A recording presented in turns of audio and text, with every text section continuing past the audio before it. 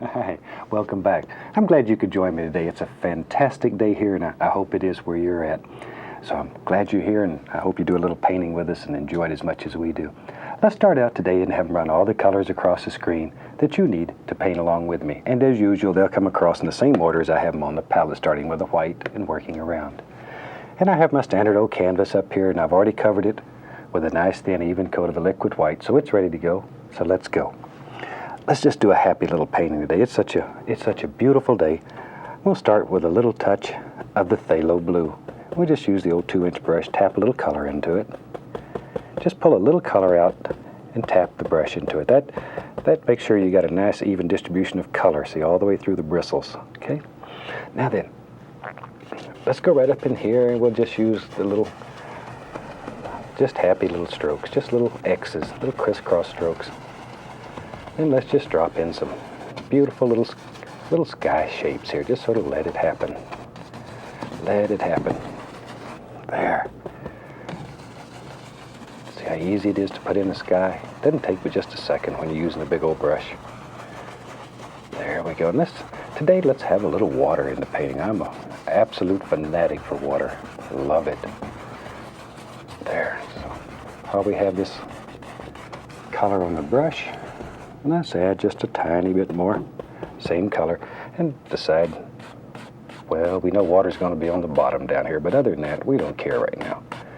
We'll just put a little bit of phthalo blue right in there, then from here. And notice that we're pulling from the outside in. That leaves that little light area here. And if everything works out just right, that'll look just like a little sheen of light coming across your painting. Makes it sort of pretty. Now then, very, very lightly, we'll just go over the entire canvas. That smooths everything out, but that little light area, it stays in there.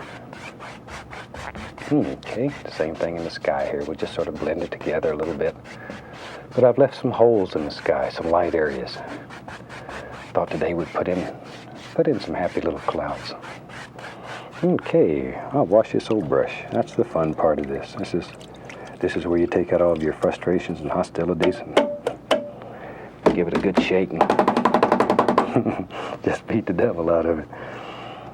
Now, when you're doing that at home, you might want to invest a couple bucks in a brush beater rack, because you'll absolutely change the appearance of your whole house in about one beat, and then you're going to be upset with me. Let's take some black. Oh, and there it is, a little bit of blue, black and blue. Black and blue. Put a little bit of white in there so we can see what we got. I'm looking for a nice bluish gray color. Maybe a little more of the white. There, that's nice, nice. And we're going to use that to put a few shadows in our cloud today. And I'm just going to use the old round brush today. You can use the old round brush to do all kinds of things. Just pull it through there and get a little color on it. Maybe just the corner of the brush. We'll just put the indication. Well, it looks like a big old storm there. There. Just scrub in the indication of some shadows. Decide where your big clouds are going to live. And we'll just throw in a few shadows. Then we're going to come back and we're going to put some highlights. We'll turn these big violent looking clouds into happy little clouds. There we are. But just sort of little circular patterns. When I'm working with clouds, I always try to use circular patterns for everything I do. I use a little down here, wherever. And I have a couple of these old round brushes. I'm going to take another one and pull it right through titanium white. Be right back, right back. Get the least little touch of alizarin crimson. I'll put a little warmth into that. Okay, let's go back up here. Now then, with the white, let's put some highlights on these. I'm just taking the corner of the brush and just sort of snapping it, touching it as I come around. There, and begin working on some basic cloud shapes. Some basic cloud shapes. You need to work on the shapes. Maybe this old cloud just floats right around up here, wherever you want it to go. Wherever. There. Clouds are very, very free, so you put them where you want them in your world. Maybe there's another one right there. Maybe. Maybe, yep, that comes right on down through there. It doesn't matter. Doesn't matter. There. Over here. A big son of a gun lives right out here. And he comes right up through there. And this is a good exercise to teach you how to make some beautiful clouds. Very easy. Okay, now let me find a good dry 2-inch brush, and I'm going to just sort of mix this up, blend it together where these two colors come together very lightly. And I'll continually beat the brush. That removes excess paint from the bristles, because you're going to pick up a little paint here. Just blend it together. Just blend very lightly, very lightly. You can bring all these together to make some of the most beautiful little effects. There. Even if you've never painted a cloud before, this one will work for you. Now, a lot of times people like to put all kinds of colors in here. You know, there's, according to where you live, sometimes there's beautiful, beautiful colors in the clouds. I lived in Alaska for over a dozen years, and we have skies there that are, if I painted them, you'd think I was nuts. I've seen skies in Fairbanks that are brilliant red. Looks like the whole sky's on fire. And then at night, of course, you have the northern lights that dance and play. There's just no limit to what you can do. There we go. Very lightly, because we're using a very firm, dry paint here. You can go over this, you can blend it and bring it all together. And all I'm doing is beating the brush, once again, to remove any paint that I've picked up. See how you can fluff that? And you can make one son of a gun of a sky that easy. There. Okay. All right. Now then, let's have some fun. Let me, there it is. I'm gonna go right back to my round brush. We'll use it for a little bit. I'm gonna take some alizarin crimson, a little bit of phthalo blue. We just mix them on the brush here. Pick up that little bit of white that's laying there. Looking for sort of a bluish lavender color. Bluish lavender color, and you just sort of mix them back and forth till you get them like you want them. Okay, load the brush up. And maybe back here in the distance lives some little foothills. All you got to do is take and tap downward. See, that's all there is to it. Maybe a little foothill. We don't know where it goes, wherever you want it. There. Just some happy little things that live far off in the distance. You don't see a lot of detail. You're too far away. And wherever. Or you can put a whole row of them in just a second. Clean, dry brush. I want to create the illusion of mist down here at the base of these. So with the top corner of the brush, firmly get in there and just tap that son of a gun. Just really raise K. There. Then lightly lift upward. And that easy. That easy. It'll create the illusion of mist. Okay. Tell you what, let's go back and get my same old brush, some crimson and some blue. There we are. Proportionately, I'm using much more crimson than blue. Okay, maybe there's some little grassy areas underneath here. We can just tap in some dark color. We're just tapping in some dark so our light will show. That's all we're doing. There. Maybe to about there. Okay. Maybe I'll use a 2-inch brush. You could continue to use a round brush, but both of them that I have are dirty. I want to put some highlights on there. So I'm going to go right into the yellow. Let me grab a little bit of that lavender, bluish lavender color. When you touch the yellow, then you're going to get a beautiful, beautiful green. Load some paint into this and push. Give it a little push like that. Okay, let's go up here. Now then, maybe back in here, there's some nice highlights on this. I want this to be very soft and very gentle. like velvet laying back here. Pick up a little yellow ochre, a little Indian yellow here and there. Vary the colors a little bit. Very soft, quiet little area.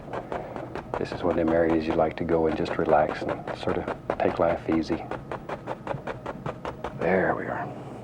Now, let's come forward. I'm going to take some black, some Prussian blue, alizarin crimson. I want a dark color here. And we'll just load that old round brush up with a lot of color. And maybe, yeah, right here, just some happy little bushes that live right here. This dark area will help push that back. And by pushing it back, then that will reinforce our illusion of distance and depth in the painting. If you've painted with me before, you know I'm sort of a nut for paintings that really look deep. Now then, we can begin getting serious here. Tell you what, maybe, yep, you're right. Start getting a little dark sienna in there too. Maybe, look at there. Right out of that brush grows a big tree right over my cloud. That's all right. If you learn how to make a cloud, then your time's not wasted. Anytime that you learn, you gain. Look at there. Beautiful old tree. And all we're looking for here is some basic tree shapes. There we go.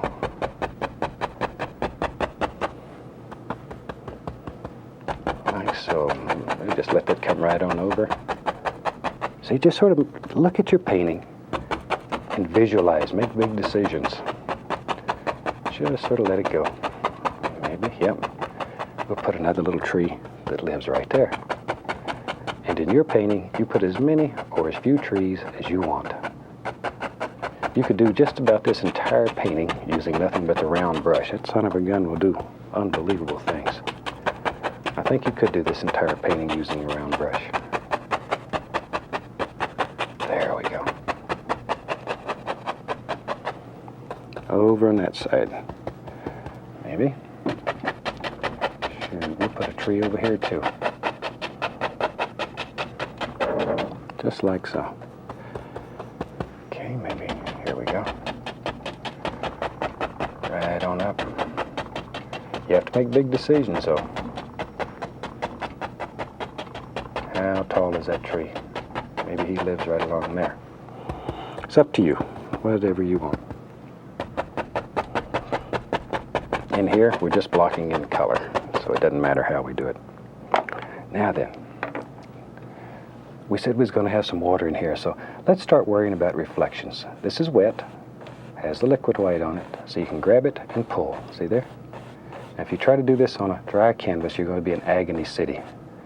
But because it's wet, you can move the paint. Look at that, instant reflections, instant. Reflections used to drive me crazy when I was a traditional painter, and now it's so easy. Let me find, I use a liner brush. I'll go into some Van Dyke brown, get a lot of paint thinner. A lot of paint thinner. Go right into that brown. I want this to be very, very thin. And let's put indication of just some tree trunks here and there. Wherever you think they should be. Drop them in. Drop them in. There.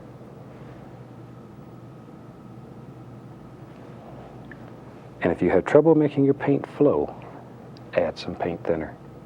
Because if your paint's good and thin, then it'll flow right across there. There's one. Don't want this little tree left out.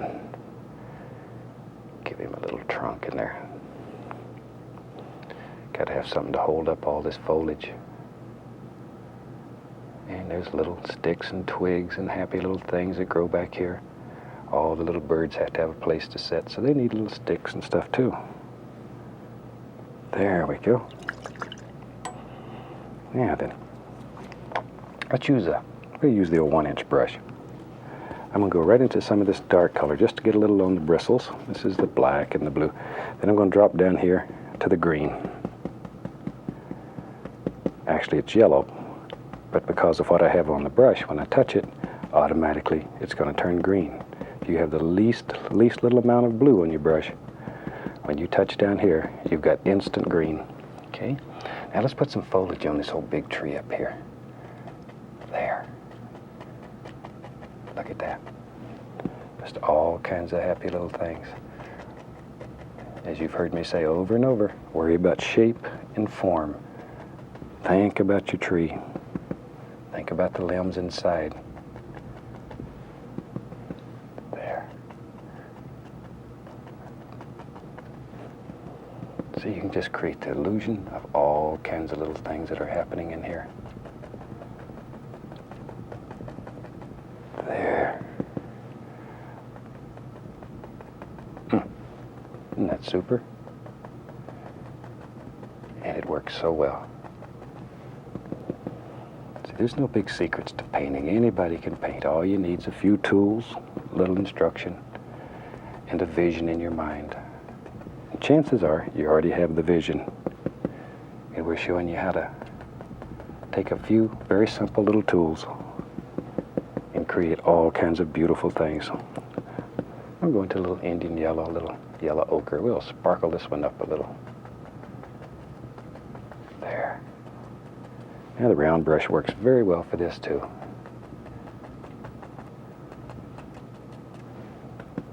There we go. A little bit here and there. And add a little sap green to my brush. Down in here where it's a little bit lower and shadows are a little stronger. Things down here would be a little darker. Ooh, this is where all them creatures live. There. Little squirrels play down in here and come down, dig hole, and hide their acorns for winter. I still got a little squirrel. I think I've mentioned some of the other series. I still have a little squirrel that lives with me. I've raised him ever since he was just a tiny baby.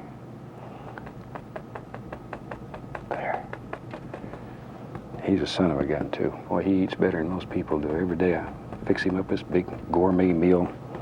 He lives in a great big tall cage I built. We call the cage Squirrel Hilton. I sort of spoil my creatures. But that's okay. Pretty soon here he's going to be turned loose and go back to nature. And he'll say, boy, he really had it made. He lived like a king for a while. Okay, I get off on some crazy subjects here. I talk too much. So let's go back to work. We'll take some black, some crimson, a little Prussian blue. I'm just getting into a bigger brush. Drop in some little colors here. Maybe there's a little peninsula that comes out there. See, it just sort of happens. We don't make mistakes. We just have happy accidents. So when things like this happen, use them. Shoot, they're your friend. Don't fight them. Don't fight them. That's what I like so much about painting this way. You don't have any tracings on here that you have to follow, any lines you have to stay inside of. You're only limited here by your imagination. And it, just like any other muscle in your body, your imagination increases proportionately to the amount of practice you give it. So practice. See things in your mind. Maybe over here. Watch here, watch here. Maybe there's one right there. But practice. Practice. If there's any secret to any style of painting, or in my mind to anything that you're ever good at, if there's any secret to it, it's just practice. That's all. I'm going to take a little bit of Van Dyke brown, pull it out very flat, get tough with it, cut off a little roll of paints right out of the edge of the knife. And maybe right up in here lives a little bit of land. See, begin thinking about your little pond here. If this is a little pond or lake or whatever you want it to be. Take a little dark sienna and white, get that little roll of paint, and we'll put the least little indication here and there of some highlights that live on there. Don't want a great deal. Go into my liquid white. Let's put a little water line right here. Just a happy little light area. sort of separates and breaks it all up. Light against dark, dark against light, continually. That's what makes your painting stand out. See, we bring a little bush down here and there. A little touch of the touch. A little bit of bright red. There. Just to put a little sparkler here and there. Okay. Let's get the big brush. Shoot, that one's too slow. Tap a little more of the yellow into it. And just sort of give it a little push, Push. So there's paint right out on the tip. Then all you have to do is just touch and lay in all kinds of beautiful, soft little grassy areas. There. And sort of have these flowing downward. It'll give the impression that there's a recessed area here for your water to set in. Water's like me, it's lazy. Boy, it always looks for the easiest way to do things, and it won't climb a hill just to be pretty for you. It's going to look for that low area, and it's going to go in there and hide. Just lay there and be quiet. So, always remember that water, still water especially, is in a recessed area. There we go. Just varying back and forth between the yellow ochre, Indian yellow, a little bit of bright red now and then just to sparkle it. And the more you tap this, the softer it'll get. It'll get so soft. Just like green velvet laying out there. Years ago I used to do a lot of velveteen paintings. It's a nice way to paint. Nice way to paint. It's like watercolors. You only get one chance. If you make a mistake on velvet, you get a new piece of velvet and you start over again. On this, you scrape it off, do whatever you want to do, paint over it. That's one of the reasons I like oils so much, because it has to be the most forgiving medium of all. A little paint thinner, right on my liner brush. Just want to put the indication that there's a little tree trunk in here. We don't want this one left out, just standing up here by itself. There, see there? Okay. Now then. There it is. Take a little bit of that yellow, get a little touch of the bright red right there, and just tap a little color into it. Shoot. Go right up in here. Let's just put the indication of some nice foliage out here on this little tree. Don't want to forget him. There we are.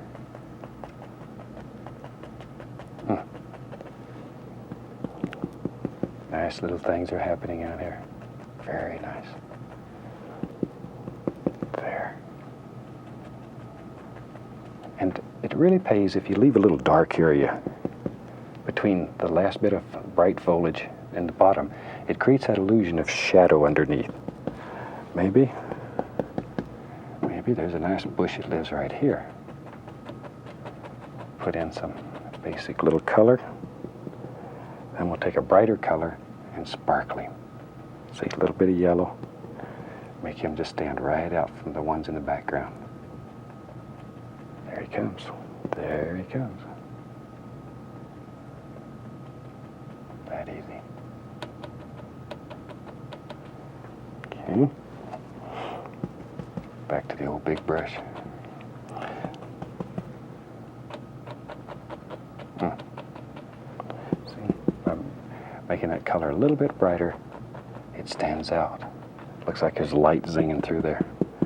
You can go into a little bit of titanium white, for example. Look at there. Look right here. See? It gives the impression there's light just zipping through there, but don't go too wild with this.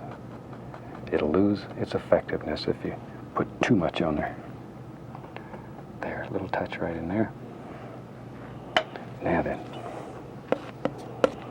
back to my Van Dyke brown, and in here, let's just put us in the indication of a little bit of land down in here. Wherever. See, just sort of scrub it in.